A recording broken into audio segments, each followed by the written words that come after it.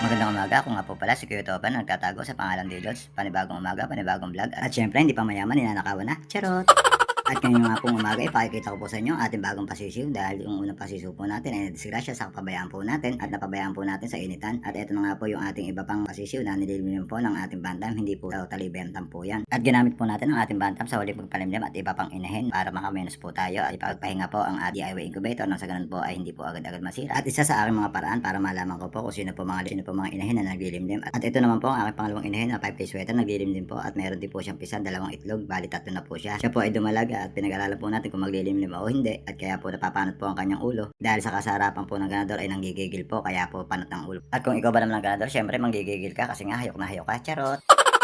At syempre, binisita na rin po natin at para linisin na rin po yung shed nang sa ganun po ay magluwag po ang espasyo at para po hindi po sila magsiksikan. At matapos nga po natin bisitahin ang ating pangalawang inahin na naglilimlim, agad po tayong pupunta sa ating pangatlong inahin na gold na galing kay Ken. From Pasig City, syempre, shoutout sa iyo, Kuya Ken. At syempre, sa ating mga followers dyan, hindi ko na po kayo may isa-isa ma-shoutout kasi nga po, ang dami nga po ninyo. Nasa 4,000 followers na po tayo. Maraming salamat po sa mga taong nanonood ng aking videos kahit na walang kabagay-bagay. Ay na-share ko po sa inyo ang aking panimula hanggang sa dulo at sana po ay tayo ay mabigyan ng Panginoon ng konting tiyaga at sipag pa at kalakasan ng katawan syempre. At syempre hindi ko naman pwedeng kalimutan ng aking ina na tinutulungan ako sa aking munting negosyo at sa mga taong pumapaligid sa akin lalong-lalo na sa mga batang aratan. At most important ang aking pamilya at sobrang supportive nila sa akin. At yung mga madalas ko nakakatulong tulad ng aking panganay at hindi rin niya ako iniiwan at pinababayaan at hindi niya po ako natitiis. Syempre idadami ko na rin yung aking pangalawa kahit kakulitan ay tumutulong pa rin siya sa aking hanap buhay. At syempre pinapasalamatan ko ang aking nanay na tumutulong sa akin from America, from the States. Syempre mayamanin yan. Charot! At dito na po matatapos ang aking pagpapakita sa inyo ng aking panibagong sisiw na aalagaan natin sa bakanting lote at napag-usapan na rin po natin yung bakanting lote at ngayong umaga nga po tayo po ay maglilinis sa ating bakanting lote at syempre nagpapasalamat din tayo sa may-ari niyan at pinagkatiwala niya po sa atin, Kuya Ogie. Shoutout po sa inyo and good morning and God bless. At inumpisan ko na nga po ang paglilinis, hindi ko na po inabala ang aking panganay kasi nga po kahapon pagod na pagod po siya at sobrang awa ko naman kung pupuwersahin ko po ang aking panganay at sama naman pagagalitan ako ng bakit hindi ko raw siya ginising kasi nga gumagawa pa siya ng panaginip, ayoko din naman siya maaabala at total naman ay umaga hindi naman kainitan kaya tiyanaga ko na po magtsa at alam ko naman sa sarili ko na kaya ko po. At sino bang mag-aakala na marunong po magtabas ang inyong Daddy Lods? Nung araw po kasi ako sa tabasin at tumatanggap po ako ng mga kontrata, magtabas lang po ng damo. At kahit paano naman, kahit masama ang loob ko sa aking mga kamag-anak, sa mga natutunan ko ng mga panahon naghihirap kami nang walang wala. Siyempre nagpapasalamat ako sa mga aking mga tsuhin kahit na matiks na ang puso ko sa kanila at hindi ko na sila kayang pagbigyan at dahil nga po maabuso na po sila. At kahit sa simpleng hanap buhay ay naituro po nila sa akin kung paano magtabas at mga naalala ko po yung mga panahon na dinanas ko po na nakaranas po akong tumanggap ng gamasin, paggagamas sa palay, pagka-treasure, lahat po ng kahirapan ng araw ay aking pinagdaanan kaya ngayon po ay kaya ko pong harapin ang darating o hirap man sa buhay ay at least alam ko na at madali ako makakapag-adjust. Ang ibig ko na sabihin sa mensaheng ito, mas masarap mabuhay ng mahirap kaysa mabuhay ng meron. At marami ang buhay kung mga ibig sabihin nga ay gintong kutsara. At marunong din kami magtiis kung wala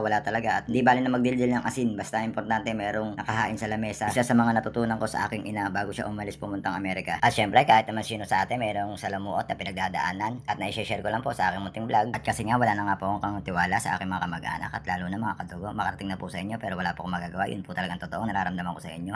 Hindi ko kayo matingnan sa mata kasi nga po wala na po akong tiwala sa inyo. Hindi ko rin naman masisisi ang aking sarili. Unang-una tao lang ako sa lahat po ng inyong mga nasabi na masasakit na salita at panlalait sa kapwa. Lalong-lalo na sa binuo kong pamilya. Siguro po sapat na po yan. Magkanya-kanya na lang po tayo. Isa lang naman ang gusto ko mangyari. Huwag niyo akong pakialaman sa aking ginagawa dahil unang-una hindi naman nakakaabala sa inyo. At huwag niyo po sana akong tingnan na parang relo. Miat-miya nakatitig kayo sa akin. Kasi meron tayong kamag-anak dyan na one-sided lang. Maunahan lang ng sumbong ng kabila. Nakagano paniniwalaan. Hindi man lang nila unawain at tanungin yung kabilang side kung bakit nagkaganon. Siguro naiintindihan ko na gano'n lang talaga. Ko alam kung inggit ba sa katawan nila o kung anong galit sa kanila. Para bang ayaw nilang makakatekha ang aking magulang sa kanya ng pinaghirapan. At siguro isa sa paraan tong aking pagbablog na to dahil nga sa mga kamag-anak ko na galit sa akin, na hater sa akin. Sa tingin ko naman po ay ito ay maririnig ninyo ang ibig kong sabihin dito. Kayo na po bahalang umunawa basta ako wala po akong galit sa inyo at lalong-lalong hindi po ako nagtanim ng galit po sa inyo. At syempre maliban sa isa dyan yung ubod na sinungaling. Pasensya ka na pero talagang hanggang doon na lang talaga ako. Talagang pinilit mong tumigas ang aking puso. Kung kasinungalingan mo sana magamit mo yan at sana ikaunlad mo yung kasinungalingan mo. Ikaw yung klase ng tao na mamamahama ka ng iba, mapabuti ka lang. At hanggang dito na lang po ang istorya ng aking buhay. Ako nga po pala si Kitopper, malapit na yumaman. Pera na lang ang kulang.